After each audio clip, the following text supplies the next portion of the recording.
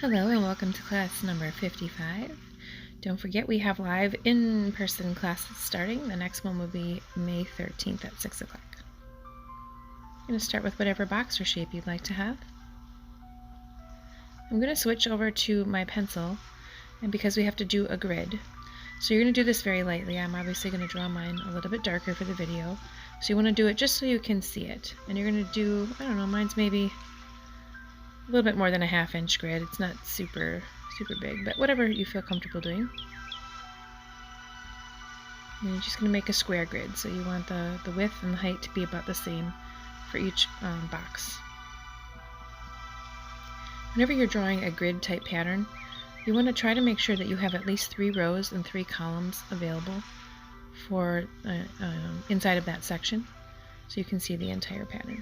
Going back to my pen, I'm going to go from half point to half point diagonally in one box. So it's just like that. And then I'm going to draw a triangle to the point. So this is a quad design. You need 4 boxes to make this design. So I'm going to go across. I mean, you can do this in a circle, or you can go around, or you can just do it across, whatever. So the box across, I'm going to draw my end piece and then my triangle.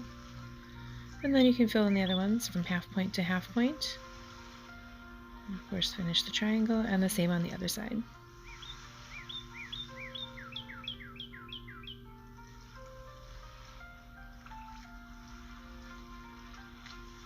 So now I'm going to go back and I'm going to double it up. So on this top one, I'm going to do an arched line that goes from point to point. So I'm going to start at one point, bow out a little bit, and then come back to the point.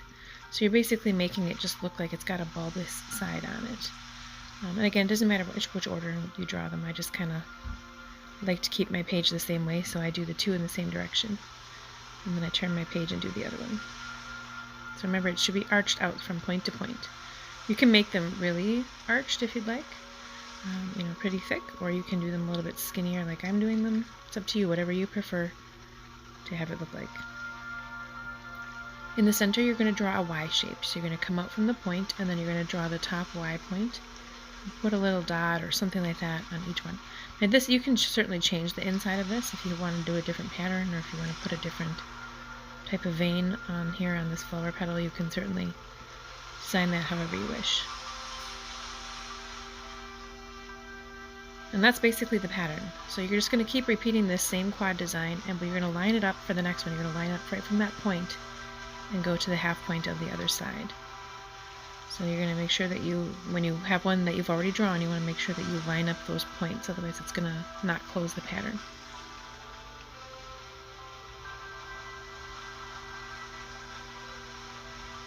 So here I'm going to make sure I line up this point and then draw it across.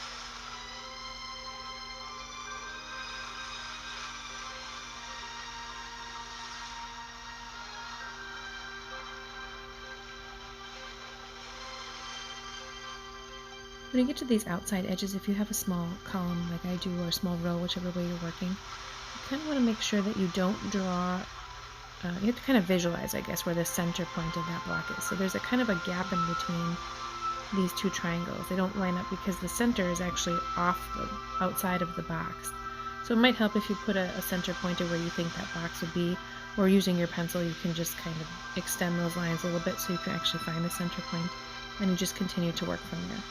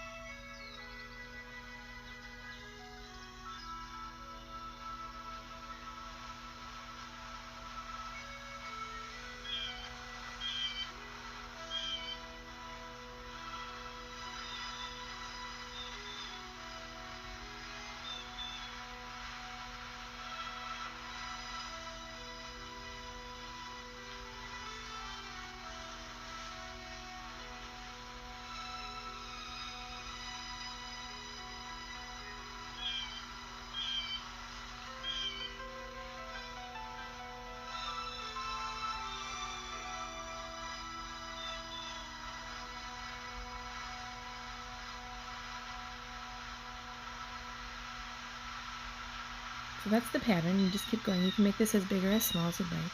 And then you can finish it however you want. So I recommend that you go back and erase the original pencil line. Yours might be so light that it might not matter, but I'll show you what it does if you don't erase it. I don't even know how much you're going to be able to see on the video, but I'm just going to do a really light pencil shading in here. The original design that I saw had kind of this gray background, and I think it looked really neat. So you could do black, you could do gray, whatever you want. So this center one here, I didn't erase the line in there, and it might just be because mine is a little bit darker, but you can totally see it. You can see the lines right through my shading. So I'm going to erase all the pencil marks. Again, if yours are very light, you won't have to do this stuff.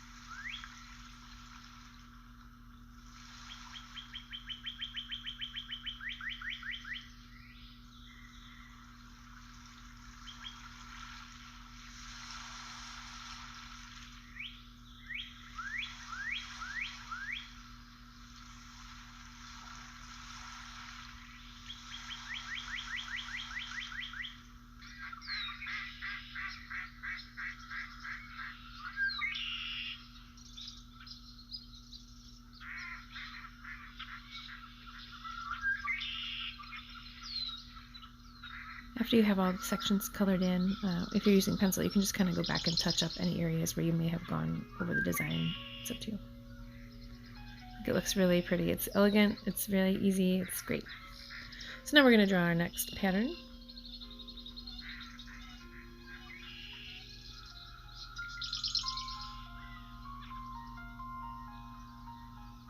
We're going to do a grid for this one as well.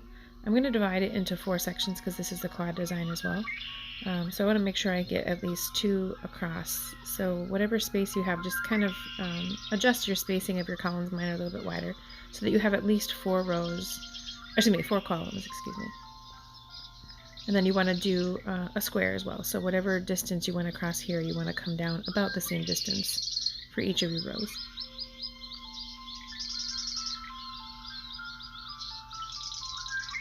I don't think I'll get 4 rows, and that's just fine. Not complete rows anyway. Alright, so this is again a quad design, so you're going to use all 4 boxes just like the first one. I'm going to draw a line right through the center. You can go the other direction if you prefer that way. And now I'm going to turn the paper, and in the opposite sections I'm going to do this little teardrop. So it goes from the point out to a bulb and then back. So you can do this in any order that you want. This one here, you're going to draw another series of lines, but you're going to come out about halfway for the next one. And then the third one, you're going to come about 3/4 of the way. So don't make them too super skinny. You want to be able to see this design. So they should kind of bulb out a little bit, like go out from the point, come around the line, and then come back down. Okay, so the same thing, you're going to do the same thing with these lines. I tend to find that it's easier to draw the bulbous, the outside line first, and then go back and fill in the center line, so that there should be 3 lines total, the center one, and then 2 on each side. And again, you can make this as rounded or arched as you'd like.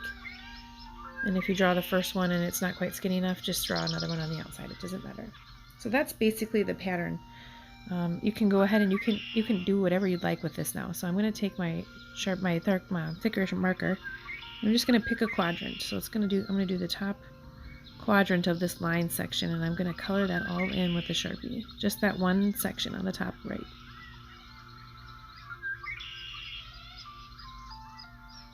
And I'm going to go opposite. So I'm going to do the right quadrant, but I'm going to do below the arched area. So this is the original design that I saw. I don't remember. It was probably on Pinterest that I saw it. I thought it looked really neat, but you can certainly dress it up however you want. So I'm going to do another row of this exact same thing. You could go the other direction if you want. You can keep them all the same direction. I'm going to show you what it looks like by keeping them in the same direction. So I'm just going to do the exact same thing on this top corner here.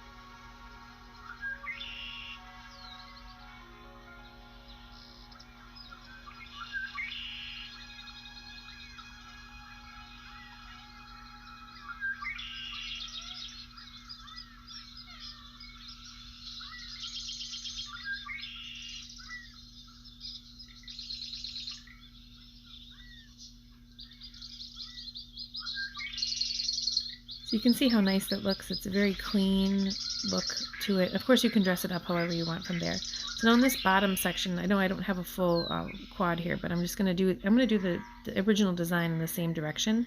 So I'm going to go from top left to bottom right.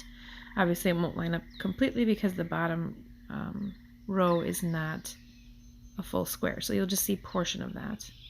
But the actual design in the center of each of these is going to be the same. So I'm just going to fill in both of these, and then I'll show you that there's different ways you can color them in, different accents that you can add to make it look a completely different design.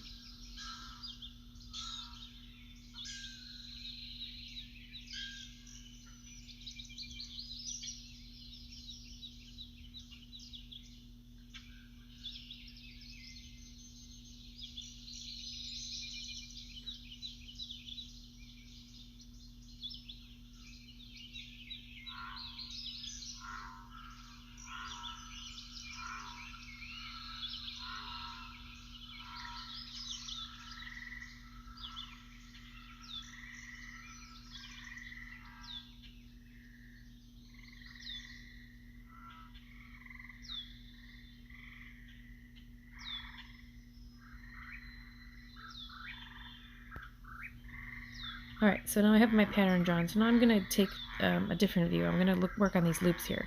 So on this one here, I'm going to color in the center loop, and then I'm going to color in the third loop as well. So just leaving the middle one white.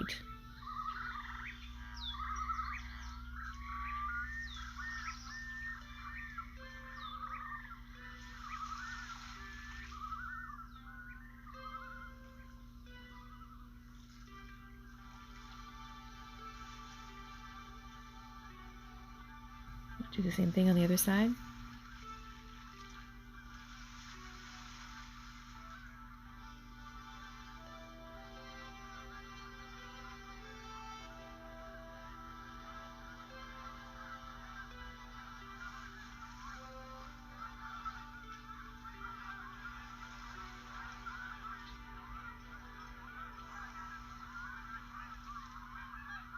And then this next section, I'm just going to flip it. So I'm going to do only the middle loop where I'm going to color it in.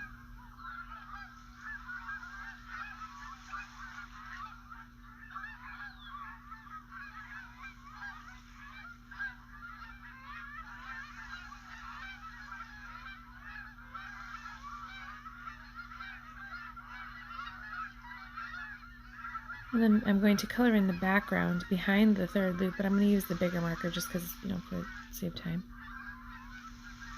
So you wouldn't want to do this switching up the pattern, and you'll see right here at the top of this section, you're going to have a black section against your black section, and you're going to lose some of the definition. So I'm just leaving a really small gap so it has kind of a white line in between those, just for me. It's just for me. So then I'm going to color in the background. See the little white gap there? It just kind of helps break it up a little bit. But so you wouldn't want to do a black section next to a black section if you're going to be switching the pattern. Maybe do alternates, so one row is the other direction, and then it would put the black line, like the top row, if you did those going the other direction, it would put those black sections in a different area so you wouldn't run into the problem that I'm having here. You just want to make sure that whatever you're doing, however you're coloring it in, you don't lose the definition of the pattern. So if you try it and it just all blurs together, or you lose something from it, then that isn't perhaps the best way to color it. You want to either add a different color or not use black, or switch it up with grays or things like that. So there's a lot of different ways you can make it work, but you could lose a lot of the definition that way. So on this side here, I'm going to switch it up, and in this same, I'm going to do the same quadrant black that I did on the very first box. And this is going to be, again, you can change the pattern however you want. You could add color. You could add some gold stripes on here. You could use one of these quads as a medallion type of thing to break up a design if it's a little bit too large of a section. So you can use it as a fill, you can use it as a border, or you could use the quad as a diagonal. So there's a lot of different options that you have with this pattern. So the last one that we're going to do, I'm going to just draw a line at the bottom. This is kind of just a little doodle, I guess. I liked this one a lot. So you're going to start at the bottom, and you're going to draw an arched kind of stem. We're going to draw this little fern. It's really, really cute. It's really easy to draw. So it comes to a point at the top. Okay, so it's a little bit wider at the bottom. So on the one side, I'm right-handed, so for me, I'm going to draw it on the left side of the stem. It's a series of E's, cursive E's, like loops. And you want to make sure that in the top of the E here, you have a big enough bulb so that it's white. You have a white center. You can kind of see from the drawing on the left. And as you get to the tip, the E gets smaller. Now this is where it gets interesting. So again, like I said, I'm right-handed, so to go the opposite direction is very odd for me. It would be like a left-handed person trying to write with their right hand. It just feels really, really funny. So you have to go really slow going the opposite direction, and hope and pray that you get it right. Don't forget to get smaller as you get to the tip of the stem. And you want them to kind of line up so you have the same number of loops on each side. So it doesn't look too terrible. So now in between all the loops, in the valley of the loops, I'm going to just put a little dot, and this is my target dot. This is where I want the leaf to come down. You don't have to make this dot, but you want it to be in the center of each one. So I'm going to come up and point, and then weave over and come back down. And the leaves should touch. If you don't like this pattern, you certainly can just do an arched leaf instead of this kind of one that comes to a point. And then you want to just have the leaves go all the way up. They get a little bit smaller as they go to the top, all the way to the smallest one at the very end. So this one should just end at the point like that. So now this is again where it gets interesting when I'm flipping to what I call the tough side, or the bad side. So if you start at the bottom, for me, if I start at the bottom, it's not going to look so good. So I'm going to give it a try and show you how it looks. I'm going to start here. See, I already messed it up. The pattern is, my memory, my brain memory just doesn't go that way. So I'm going to start at the top and go down. So again, they're kind of small. I'm not doing so great on this side. So don't be tough on yourself if one side turns out better than the other. Just keep practicing and you'll get it. And remember to go slow, especially on the side that's tougher for you. So that's not quite perfect, but it's okay. At the very top, I'm going to add another leaf there and a little loop in the center to finish it off. So just like that. So I'm going to do another one just for practice. And I'm actually going to start on the right side, or what I call my bad side, first, so that I can make up for it or accommodate it for it on my left, so they don't look quite so different. So I'm going to turn it to the bad side. That's in air quotes. And then I'm going to do this side first and go back to my good side second.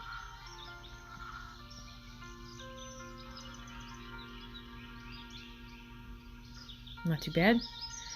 I'll flip it and do the other side. I have more control that way. This is what I call my good side and my bad side. Is the side you have more control versus the side you have less control.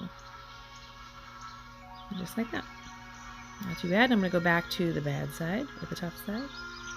Start at the top and go down. If it works better for you, of course, to start at the bottom. That's just fine. This one's working out a lot better. I'm liking this one a little bit more.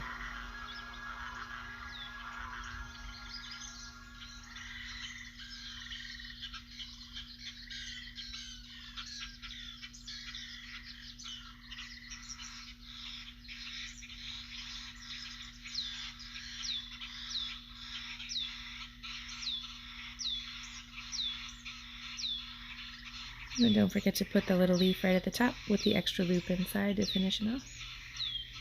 Looks cute. That one worked out a little bit better.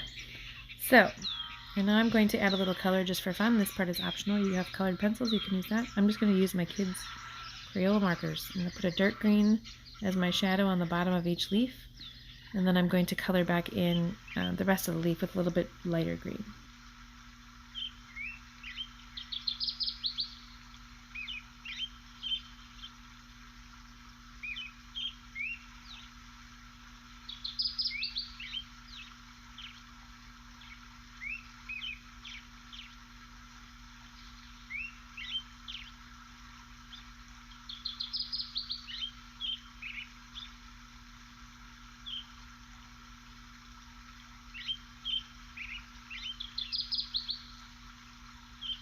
You are taking the time to color in the leaves. Make sure that you don't color in the loop. You want to leave the little loop that you drew white, because that's what's going to create that contrast in there. Or do something else, maybe color it black if that works better for your design. But you want to leave that as a contrast to the leaf color.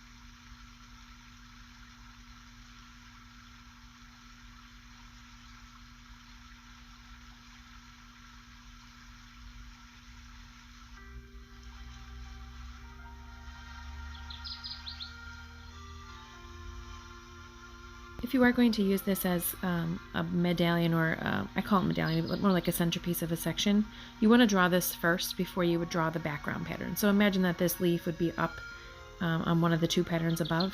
You would want to draw the leaves first, or this frond pattern first, and then fill in the background sections. So you can add a lot more detail. I'm just going to draw these little fern fronds coming up here. You can do whatever you want. You can add little bugs, you can add other kinds of stems or other kinds of leaves. You can have a whole bunch of these. You can have, I don't know, some flowers behind here, whatever it is that you want. So you can totally dress this up however it works for your design. Get silly, get crazy, do some Dr. Seussy type stuff, whatever you want to do. I hope that you enjoy the patterns for today. Don't forget, we will have face-to-face class. The next one will be on May 13th at 6:30. So from 6:30 to 7:30. There's no registration required, but you do have to wear a mask when you are attending the class. So again, if you want to join that, that'll be May 13th. I hope that you have a fantastic day. Enjoy the wonderful weather this weekend, and I'll see you again virtually next week, Thursday. Have a great day.